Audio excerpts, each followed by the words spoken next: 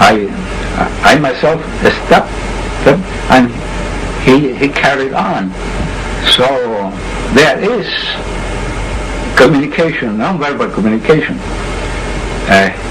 He called it pantomime, you know. Erickson always stressed the importance of anthropology in therapy. He told me that the ritual trances which I was studying in Brazil and hypnotic trances were, in his words, the same psychophysiological phenomena with different understandings. Ritual trance, he put it, was a way of channeling disassociation into socially acceptable areas. These women, possessed by sensuous spirits, are permitted to behave in ways unacceptable in Latin American society. Erickson worked with anthropologists Margaret Mead and Gregory Bateson on their material on trance in Bali. Margaret Mead brought back the film of Balinese trances. She brought them to Michigan to have Betty and me view them. And she had her notes. And the task before Betty and for me was to watch the films and identify who was in a trance and who wasn't in a trance, who was going into a trance and who was coming out. And I don't know how many films Margaret showed us. On the whole, Betty was more active than I was. Those two little girls are dancing. One of them is awake and the other's in a trance. The tremendous economy of movement that the ballet showed. And the hypnotic subject always shows a tremendous economy of movement. By observing natural forms of trance behavior, Erickson learned about unity of movement, trance induction and recovery, trance levels, amnesia, and the pleasure of going into a trance, all of which he applied to clinical hypnosis. While I've been talking to you, you've altered your respiration. Your heart rate is altered.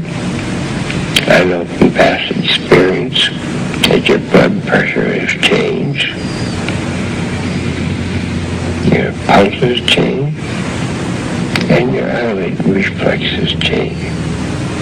And you really don't need to keep your eyes open, but you can close them now. You did teach me self-hypnosis, which I use for childbirth. The reason I wanted to use hypnosis was because I wanted to be very much a participant in this. I wanted to observe and watch it, really be involved. He taught me to count backwards from 20. After a while, I disbanded the counting backwards, and just when I want to go into trance, I just do it instantly. I don't bother with anesthesia because it's more bother than it's worth.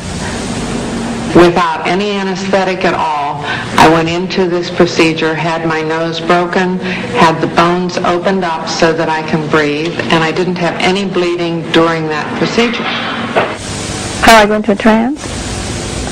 Certainly, there's so many different ways. Since I'm sitting here, I would just simply put myself into trance.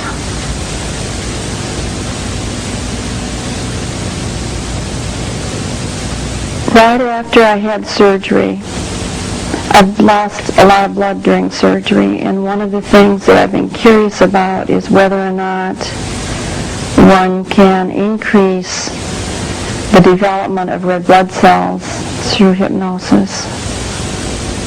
At one point, the physician came in and told me that it was okay to use the hypnosis to disassociate, but one couldn't use hypnosis to make their body heal.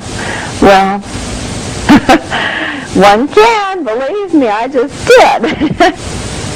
Erickson was born poor at the turn of the century in a log cabin in Orem, Nevada, a mining town which has since disappeared.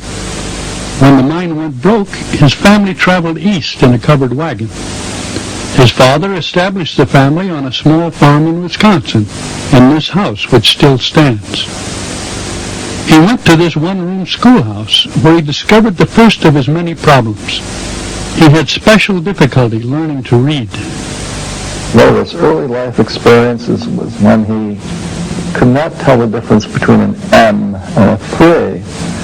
So the teacher worked with him individually, day after day, making him draw with his hand a 3 and then the M, until he said finally, in a blinding flash of light, it suddenly came to me that an M was like a horse with his head bent down to pasture eating. And a 3 was like when the horse reared up. So this sounds typically like a dyslexic thing, a shifting the orientation of letters and numbers. But it's interesting that this became the foundation of his later so-called utilization technique.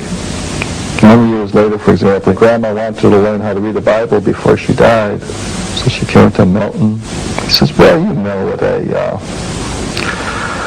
a fork is like, what a pitchfork is. Well, an M is nothing but a pitchfork without the handle. So he taught her in terms of ideas that were already in her own mind. At an early age, Erickson decided to become a doctor, influenced by a kindly physician. However, at the age of 18, Erickson's plans for college seemed impossible when he was struck by polio. He was totally paralyzed, unable to lift a finger. The doctors told him and his mother that he would die before morning. He asked his mother to arrange the mirror on the dresser so he could see out. He wanted to admire his last sunset reflected in the mirror in this upstairs window. Despite the doctor's predictions, the next morning Erickson was still alive, and he continued to be so for the next 60 years. High school nurse looked after me and put a towel over my face so I couldn't see.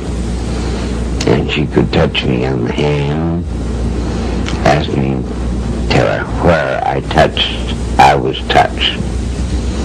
I would have to guess. My left leg, my right leg, my abdomen, my hand, my right hand, my left hand, or even my face. It took a long, long time for me to learn where my toes were, or my feet were, and to recognize the individual parts of my body. They tied him in this rocking chair and they left him for an unaccustomed length of time in the middle of a room, so he looked longingly out the window. He wanted to be able to look out at the farm. So as he looked longingly out the window, here this 17-year-old kid, he suddenly notices that the rocking chair is starting to rock a little bit. So what's this? If my body's paralyzed, how come the rocking chair is starting to rock? Could it be just that my wishing and hoping started some of my muscles moving? So incredibly, this little 17-year-old farm kid, he discovered the basic principle of hypnosis that was enunciated over a century earlier by Bernheim, the ideodynamic principle. Of course, Milton did not know that this is hypnosis, but he began giving himself exercises. How did my hand hold a spoon? And he would look at his hand and his fingers, and would rehearse the sense memory. How did I pick up a spoon? Until one day he was rewarded with a little blip of his finger. And then he was off and